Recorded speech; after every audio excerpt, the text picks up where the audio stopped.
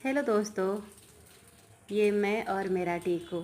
देखिए कितना मस्ती कर रहा है मेरे साथ। वैसे अभी मेरा टीकू काफ़ी बड़ा हो चुका है और ये बहुत ही पहले की वीडियो है, जब टीकू नए नए मेहमान बन के इस घर में आए थे तब की वीडियो है।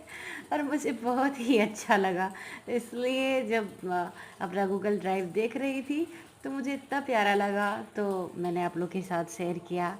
अगर आप लोगों को अच्छा लगेगा तो कमेंट करके बताइएगा। वैसे मुझे एनिमल्स के साथ बहुत ही लगाव रहता है और टिक्कू टिक्कू तो मेरा ज़िंदगी का हिस्सा बन चुका है। इसके बिना रहना तो इम्पॉसिबल है मेरे लिए और मुझे बहुत पसंद है। और देखिए कितना प्यार बरसा रहा है अपनी दीदी पे। बदमाश है, बहुत बदमाश है, मेरे बिना रह नहीं पाता है ये और मैं भी इसके बिना नहीं रह पाती हूँ। बाकी आई लव टिक्कू।